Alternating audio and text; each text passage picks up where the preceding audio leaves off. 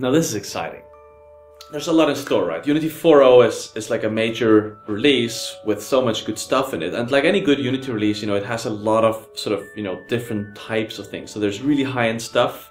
There's amazing new workflows and, just sort of enabling features. And then there is a bunch of low-level optimizations and improvements and just kind of, updating everything kind of. So we'll talk about a number of these things. There's Mechanim, the new animation system, which maybe for the first time you could say not only do we have the best workflows, but actually we'll be way ahead of anybody else when it comes to character animation. There is DirectX 11 support on Windows, there is very modern rendering techniques on mobile, and then like things that just make you happy when you use Unity. 2 years ago, we met a company called Mechanim, and they have been working on a really next-gen AAA character animation system.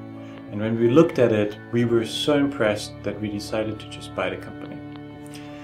And these are the guys that built the Human IK, and before that they built Motion Builders, some of the most used tools in character animation. What they were set out to do was really solve some of the fundamental problems that you have in character animation in games today.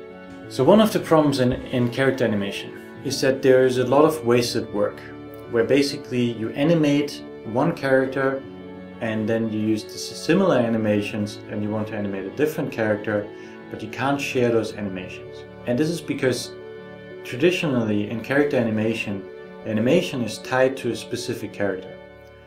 With Unity 4, what we're introducing is a way to retarget at runtime and reuse the same animations on multiple characters. This has many benefits.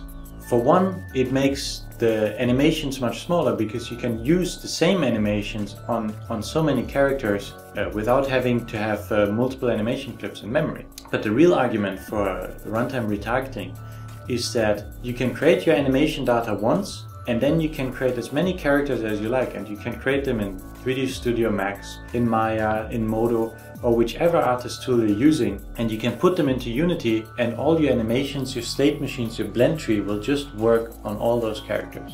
Another thing that this approach allows us is to fill the asset store with a lot of animation clips that are pre-made and work, and this will really make it much easier for people to use really high quality animations on their characters. So the second thing we try to solve with Mechanim is to really build a super powerful character animation system that you can really do AAA animations with, but at the same time it is so simple that even people who don't know much about character animation can do it. So it's a feature that really scales from small developers all the way to AAA developers who have their own mocap studio and who are gonna make all those big animations and just want a faster way of importing and working with animation data. It's extremely fast. We have an IK system, we have runtime retargeting, and you can have a ton of characters on screen with the system, more than you can have in any other character animation system on the planet. So we didn't just make Unity to be cool, right? We made Unity because we wanted to democratize the game industry. We wanted to make it so that more people could make any kind of game they wanted than ever before. And we did a lot of things to make that happen, right? We made Unity ultra polished so you could really like figure it out even from the sort of basics up. We made it very affordable. We made a free version a couple of years ago.